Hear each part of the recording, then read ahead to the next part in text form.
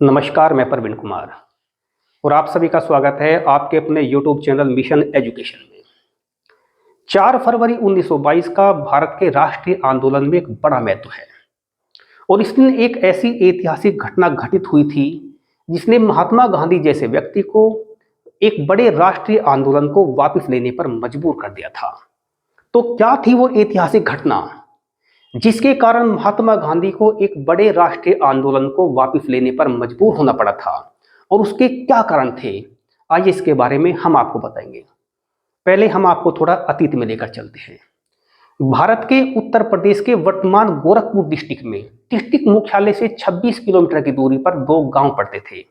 एक गांव का नाम था चोरी और दूसरे गांव का नाम था चोरा और इन दोनों गांवों के बीच पर्याप्त मात्रा में दूरी थी।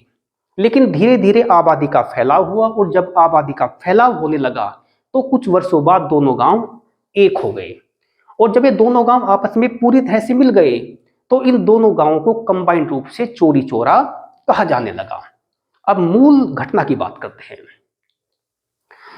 2 फरवरी 1922 को ब्रिटिश भारतीय सेना के एक रिटायर्ड सिपाही भगवान अहिर ने खाद्य वस्तुओं की बढ़ती कीमतों और शराब की बिक्री को लेकर चोरी चोरा के गोरीगंज बाजार में एक शराब की दुकान के सामने धरना देना शुरू कर दिया।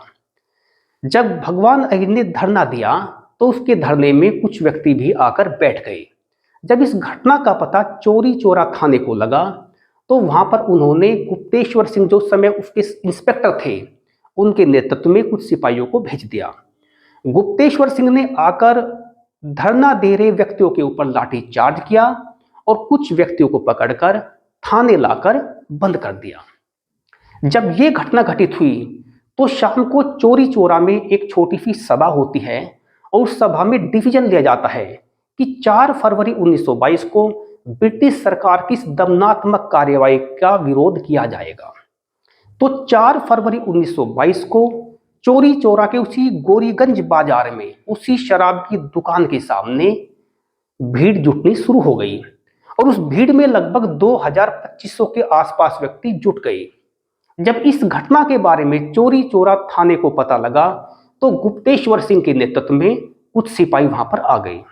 जब सिपाही आए तो भीड़ ने ब्रिटिश सरकार के खिलाफ नारेबाजी करनी शुरू कर दी। आप पॉइंट पर ध्यान रखो, पुलिस के आने से पहले वो धरना शांतिपूर्वक चल रहा था, लेकिन जैसे ही पुलिस आती है तो भीड़ ब्रिटिश सरकार के खिलाफ नारेबाजी शुरू कर देती है और जब भीड़ ब्रिटिश सरकार के खिलाफ नारेबाजी करती है तो गुप्तेश्वर सिंह हवाई फायरिंग का आदेश जारी कर देते हैं और जब सिपाही हवाई फायरिंग करते हैं तो इससे भीड़ भड़क उठती है और वो पुलिस पर पथराव कर देती है।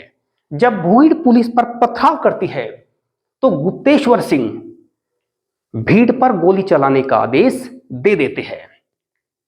जब पुलिस भीड़ पर गोली चलाती है तो उस घटना में 3 व्यक्ति ऑन द स्पॉट मारे जाते हैं, जिससे भीड़ भड़क उठती है और वो गोली की चिंता के बिना पुलिस पर तीव्र गति के साथ में पथराव करने लगती है, जिससे स्थिति नियंत्रण से बाहर हो जाती है और स्थिति इतनी भयावह हो जाती है कि पुलिस को पीछे हटकर थाने में भागना पड़ता है।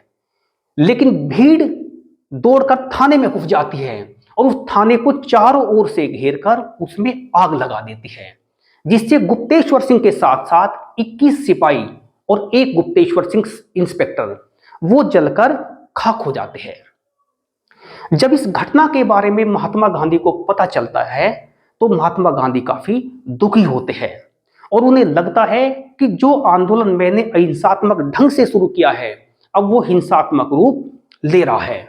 तो 12 फरवरी 1922 को बारादोली नामक स्थान पर महात्मा गांधी उस घटना के विरोध में असहयोग आंदोलन को वापस ले लेते हैं। अब फिर से थोड़ा पीछे आते हैं।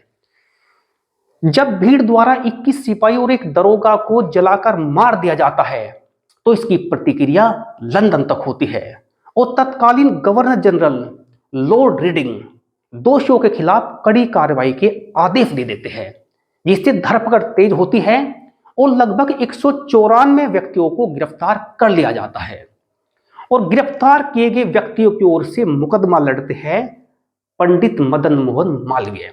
और पंडित मदन मोहन मालवीय अपने अद्भुत प्रयासों के द्वारा 151 व्यक्तियों को सांप बचाकर ले जाते हैं, लेकिन 43 व्यक्ति पूरी तरह से दोषी करार दिए जाते हैं और उन 43 व्यक्तियों में से 19 व्यक्तियों को फांसी की सजा होती है, 14 व्यक्तियों को आजीवन कारावास, जबकि 10 व्यक्तियों को 8-8 वर्षों की सश्रम कारावास की सजा होती है।